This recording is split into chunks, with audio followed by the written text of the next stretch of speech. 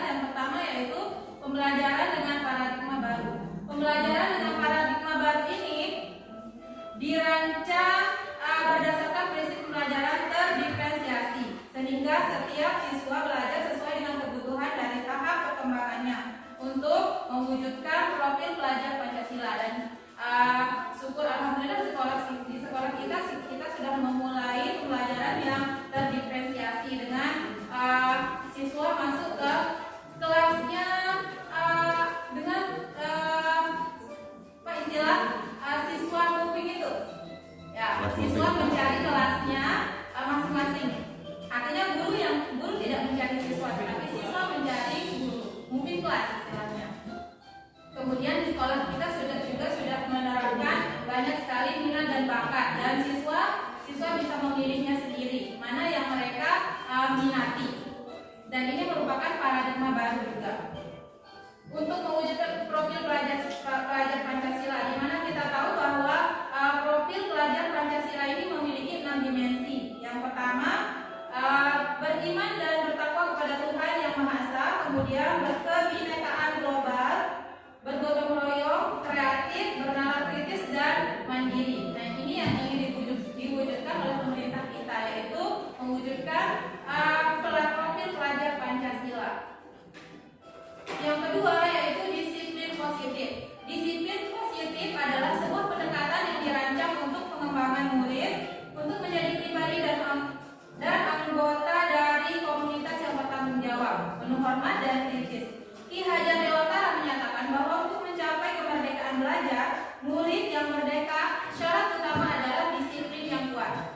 Disiplin yang dimaksud adalah disiplin diri yang memiliki motivasi internal. Sebagai pendidik, tujuan kita adalah menciptakan anak-anak yang memiliki disiplin dan diri sehingga mereka bisa berperilaku dengan mengacu pada nilai-nilai kebijakan universal dan memiliki motivasi intrinsik dan ekstrinsik. Ya, kita tahu bahwa motivasi itu ada dua, yaitu motivasi internal dan motivasi eksternal. Motivasi internal yaitu motivasi yang berasal dari dalam diri kita atau siswa. Kalau motivasi internal yang berasal dari luar, misalnya ada penghargaan, baru mereka termotivasi untuk melakukan hal yang ingin dilakukan. Ya, kebutuhan dasar manusia ada 5. Yang pertama, kebutuhan bertahan hidup atau survival. Kemudian yang kedua, cinta dan kasih sayang atau love and belonging. Yang ketiga, kebebasan atau freedom. Yang keempat, kesenangan. Yang keempat, kesenangan atau fun. Yang kelima, kekuatan atau power. Nah, dari kebutuhan dasar ini muncullah motivasi, ya, motivasi perilaku manusia, di mana motivasi merupakan dorongan yang timbul dari diri seseorang secara sadar atau tidak sadar untuk melakukan suatu tindakan dengan tujuan tertentu. Menurut Diana Hobson, dalam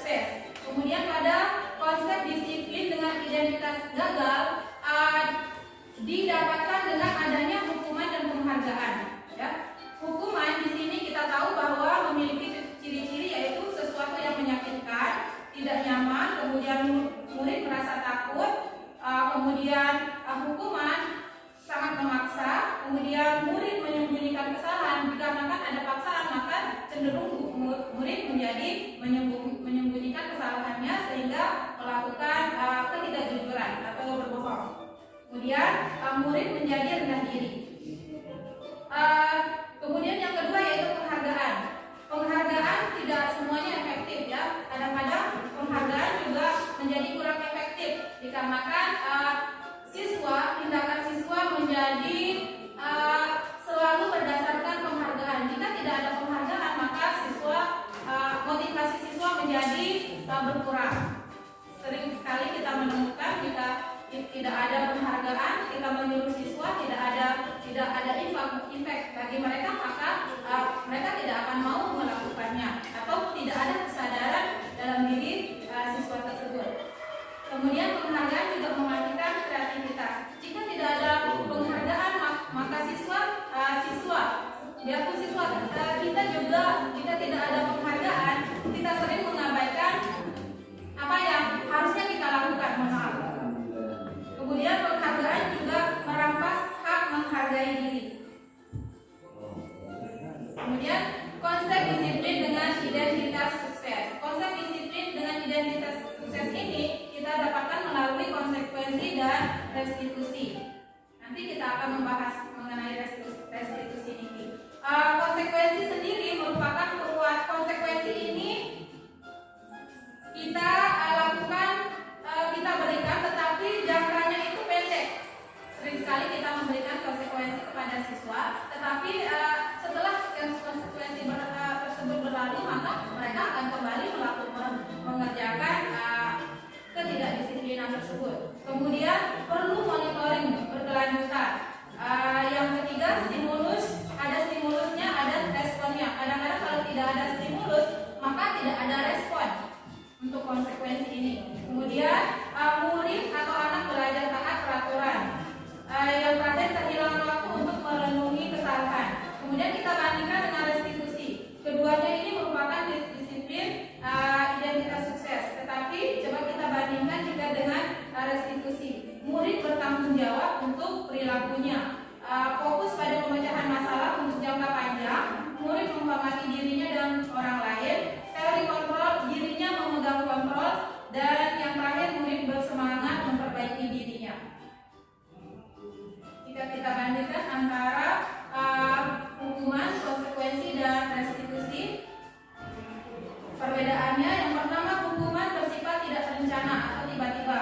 Yang kedua, hukuman bersifat satu arah dari pihak guru yang memberikan dan murid hanya menerima suatu hukuman tanpa melalui suatu kesepakatan. Yang ketiga, hukuman yang diberikan bisa berupa fisik maupun psikis. Murid atau anak disakiti oleh suatu perbuatan atau kata-kata. Kemudian pada konsekuensi sudah terencana atau sudah disepakati, sudah dibahas dan disetujui oleh murid dan guru.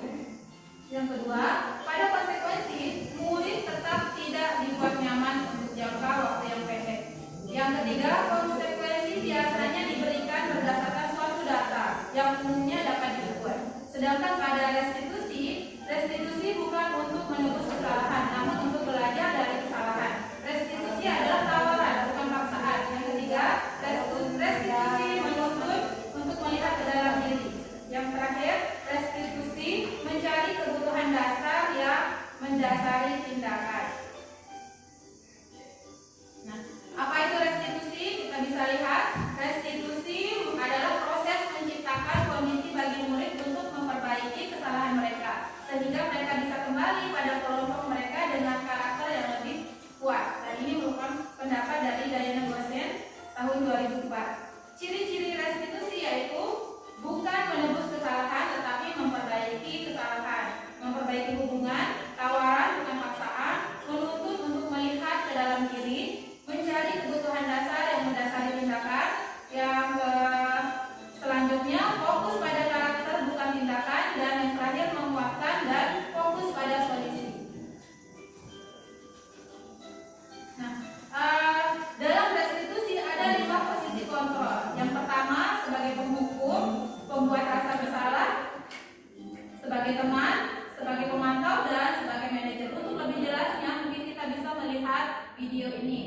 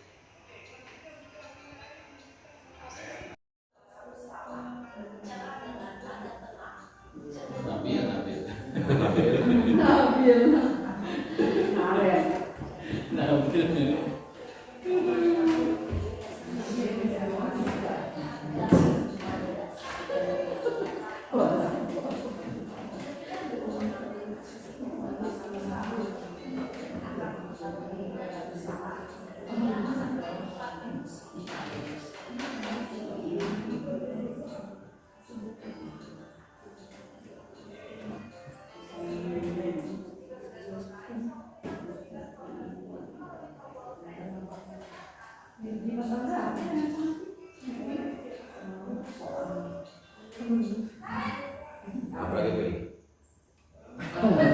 Posisi kemana? Si ibu ini ya.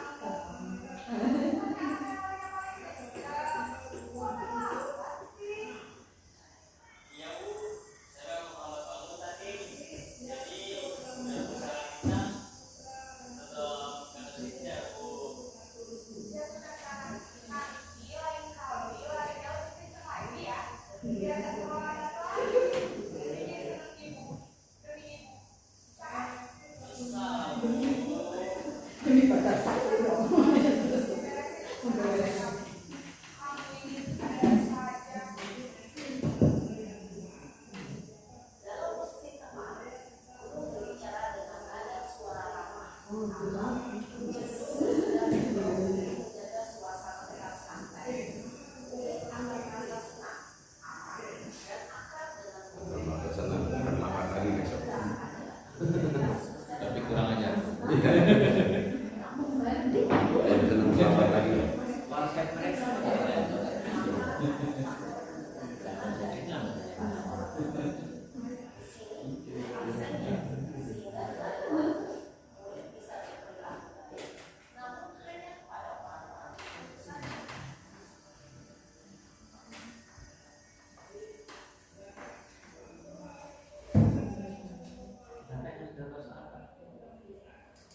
Posisi pemantau.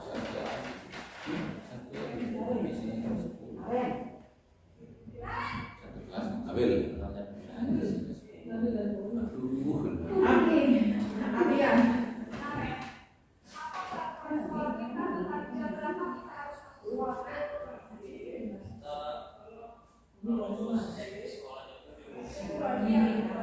Ingat menjadi siswa yang beragam.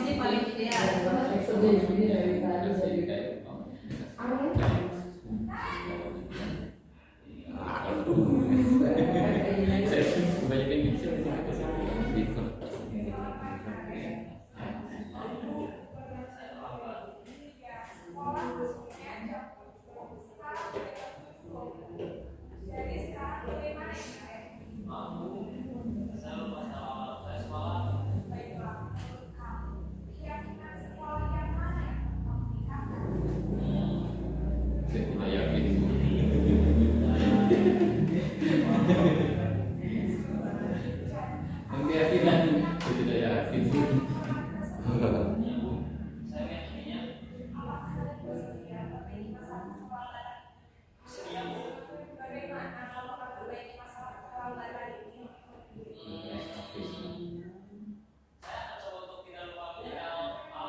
Bukan setting ya.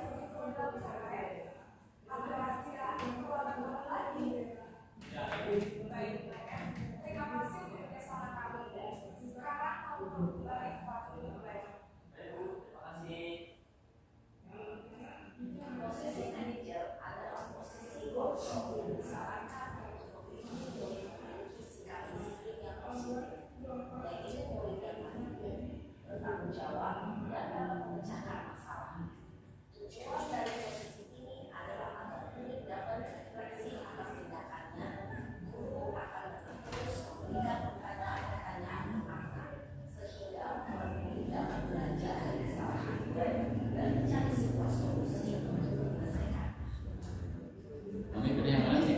Ya? Pilih yang mana?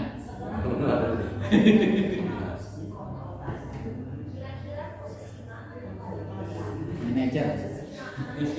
Oke, mami ini beda-beda tiap orang ini.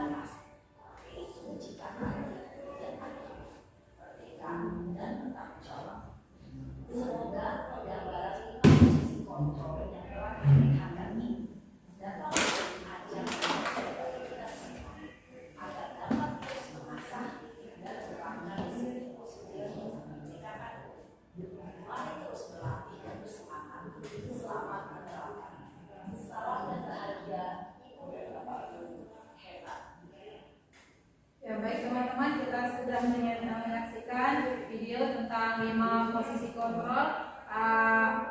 Mari kita sama-sama berlatih. Tentunya kita tidak bisa langsung untuk semudah membalikan telapak tangan kita menjadi posisi manajer, tapi mari kita sama-sama belajar agar terwujud siswa yang bertanggung jawab dan tentunya merdeka dalam belajar.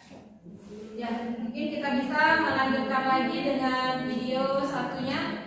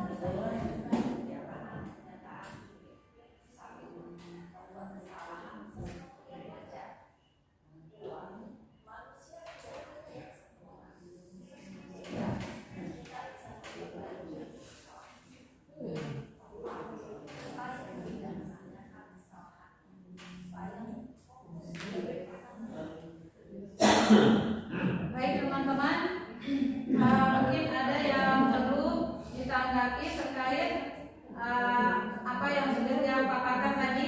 Mohon berikan tanggapan.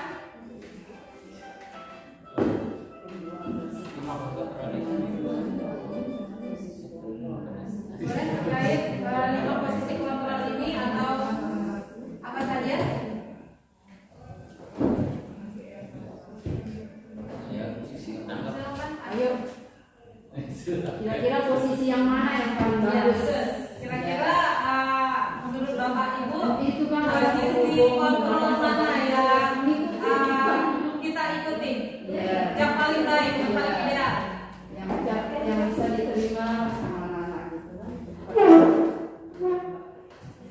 Ya, tentu saja posisi manajer ya, dan posisi manajer ini adalah posisi yang paling ideal untuk kita dapat menyelesaikan masalah murid kita.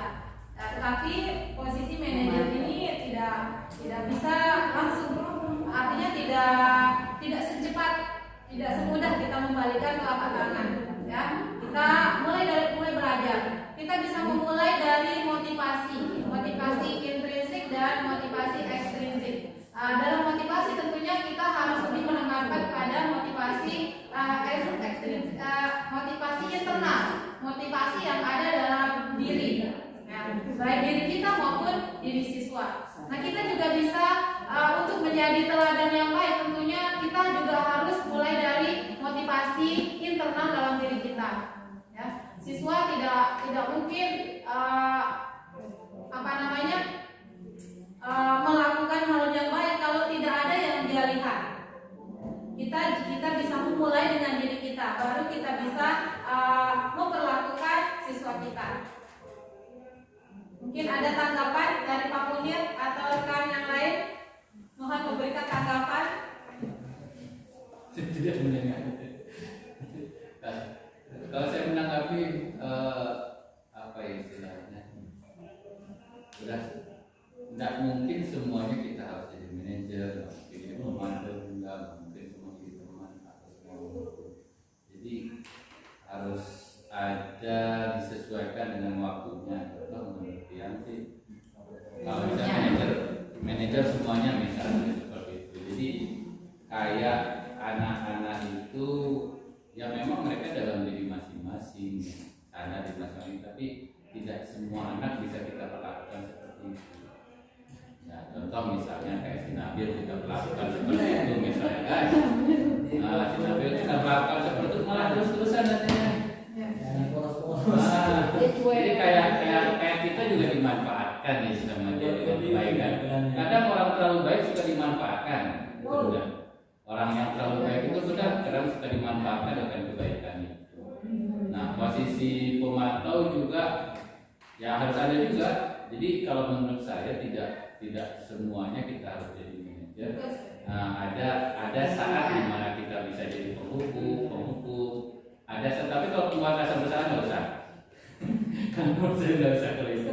Ya kalau saya lebih milih yang 4 itu penghukum, teman, pemantau, sama manajer. Empat ini yang cocok. Jadi kita berada di waktu yang kapan, di posisi mana menjadi penghukum, mana menjadi teman, mana pemantau, mana manajer. Contoh kalau kita jadi teman terus misalnya, misalnya dulu kan pernah kayak dekat dengan siswa itu kan, kalau dekat kan, jadi dimanfaatkan sama siswa, kemudian mereka kurang sopan jadi.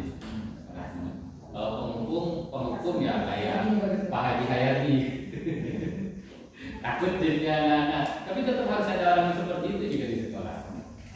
Nah, tetap harus ada. Ada kalanya. Ada kalanya. Ya. Kemudian kalau pemantau ya ini harus yang mengingatkan kita akan aturan, tetap itu juga harus ada.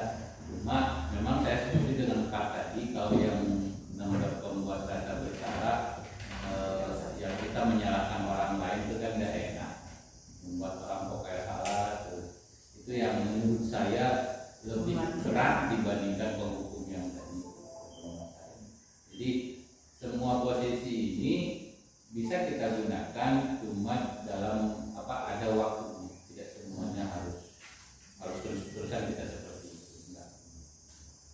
manajer di kepala sekolah dia kan ada saatnya dia keras, ada saatnya dia lembek, ada saatnya dia sesuai dengan aturan.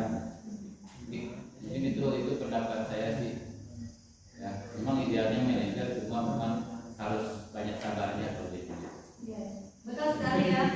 Memang posisi manajer ini adalah posisi yang paling ideal. Tetapi mungkin kita perlu melihat kondisi, situasi dan kondisi apakah situasi kondisi lingkungan maupun siswa yang kita perlakukan. Ya. Kita bisa menyesuaikan dengan posisi penghukum, teman, pembuat bersalah, teman, pemantau maupun manajer. Sekalipun manajer merupakan posisi yang paling ideal, tapi kita bisa melihat kondisi ataupun situasi dari siswa.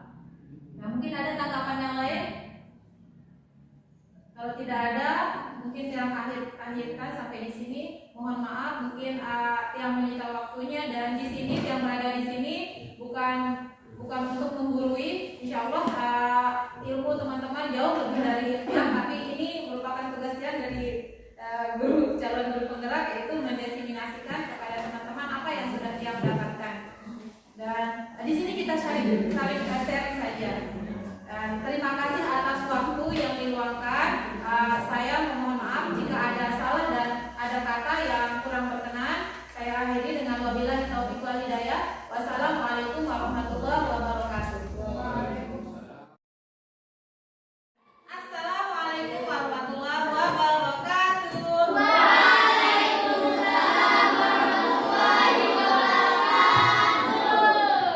Bagaimana kabarnya hari ini? Alhamdulillah ya. Helmi, kenapa Helmi?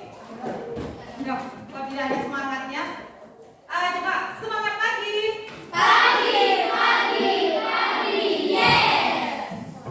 Semangat pagi. Ya, untuk sekarang kita akan membuat keyakinan kelas. Boleh seperti biasa ya. Ya, hari ini kita akan membuat keyakinan kelas. Apa? Naik sepeda motor menggunakan helm. Untuk apa kita menggunakan helm? Menggunakan helm itu peraturan atau keyakinan? Nah, ini yang akan kita buat sekarang. Menggunakan helm saat berkendara itu adalah keyakinan kita bahwa kita menggunakan helm, maka dalam perjalanan menggunakan sepeda motor akan menghindarkan kita dari bahaya. Ya. Nah, itu keyakinan kita. Ada keyakinan kelas, beda dengan peraturan kelas ya. Beda dengan peraturan. Keyakinan dengan peraturan beda. Sama ketika kita menggunakan helm. Menggunakan helm ini memang adalah salah satu peraturan. Tetapi ini juga menjadi keyakinan kita. Ya. Nah, sekarang kita akan membuatnya untuk kelas kita. Ya. Sebelumnya Ibu mau bertanya. Ibu bertanya, seperti apa kelas impian kalian? Kelas 7A. Apa kelas impiannya? Boleh. Ya. Kenapa? Oh, mantap. Ada lagi? Boleh berpendapat apa saja? Sepertinya malu-malu ini. Nah, karena kalian malu-malu mengungkapkannya, Ibu akan membagikan kalian kertas, ya, kertas untuk menulis kelas kita ya. Ingat kelas impian kalian. Oh, kelas saya ingin kelas yang tidak ribut. Saya mau kelas yang teman-teman yang selalu menjaga kebersihan kelas gitu. Saya mau kelas 7A menjadi kelas yang selalu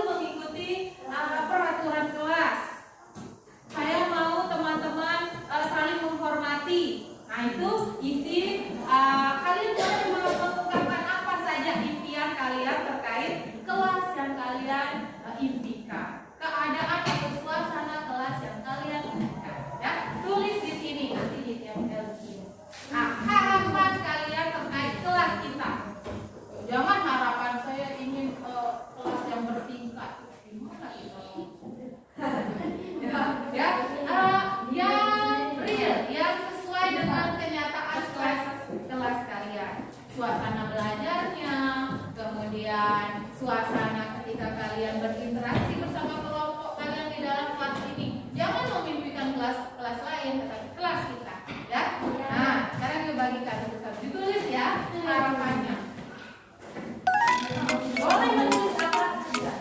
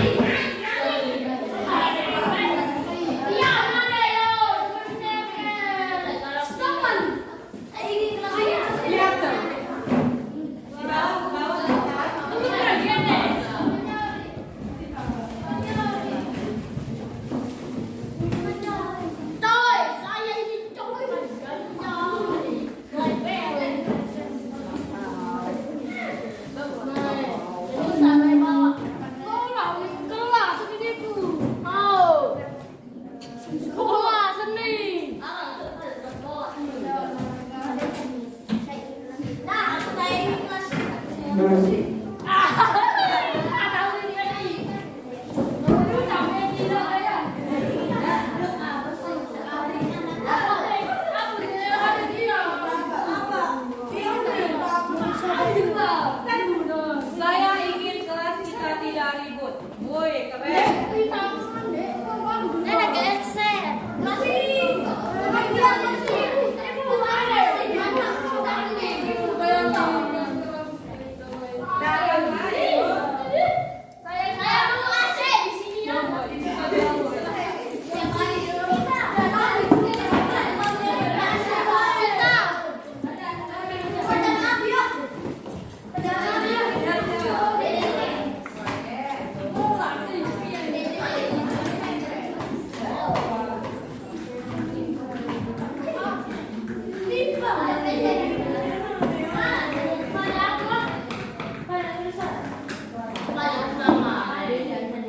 Oke, silakan duduk. Kalau tadi ditempel.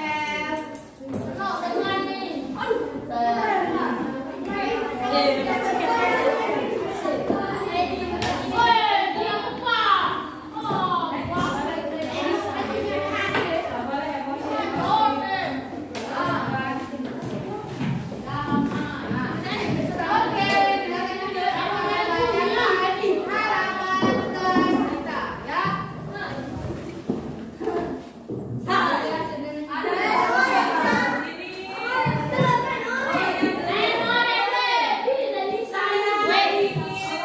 Saya ingin kelas yang tidak ribut dan damai. Wow, keren. Ada Sofi, saya ingin gak ada yang terlambat masuk kelas ya, karena kalau masuk kelas mengganggu ya, mengganggu ketika kita sedang belajar ada yang terlambat. Tidak seru. Saya menginginkan kelas yang damai dan mendapatkan juara 1. Amin. Saya ingin teman-teman mematuhi peraturan kelas. Bagus. Saya ingin teman-teman, saya mau kelas menjadi yang terbaik. Saya ingin selalu kelas yang bersih dan indah. Coba yang lain. Saya mau kelas 7A indah dan bersih. Dan mau lihat teman-teman saya bangga dan sehat selalu. Siapa ini? Saya sebagai siswa kelas 7A pengen kelas kita menjadi damai, bersih, dan tentram. Saya juga pengen kelasku tidak mengecewakan guru lagi. Saya pengen kelasku menjadi juara saat ada perlombaan.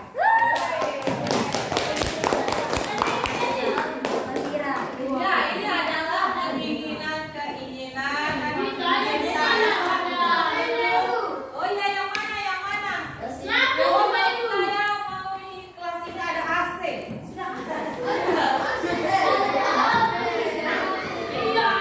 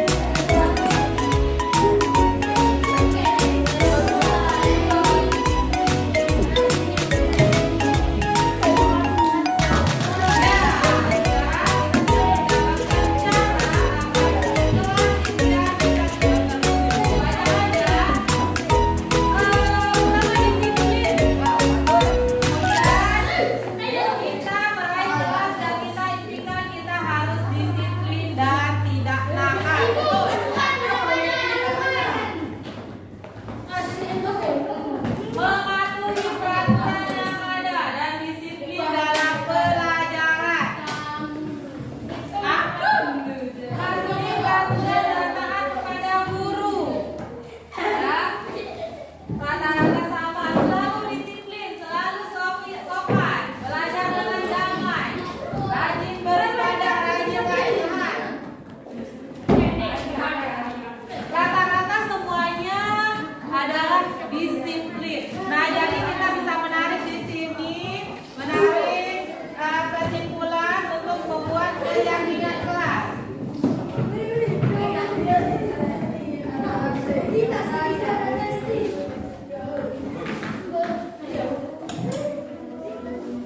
Menjaga kebersihan, menjaga kebersihan.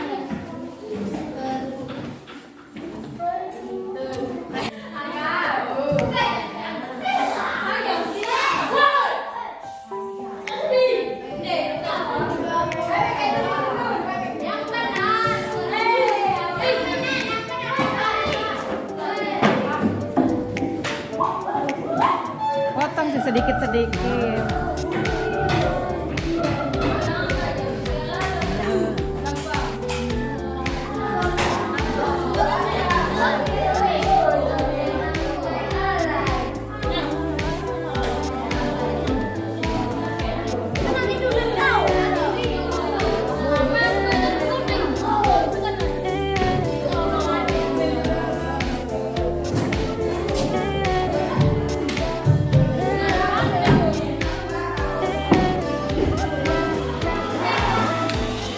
Oke, sekarang kalian tulis nama dan kata doanya.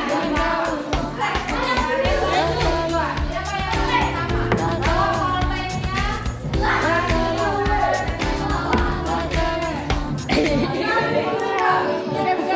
Wah, kone aku sih. Ada di orang mereka. ayo tulis nama dan tanda tangan.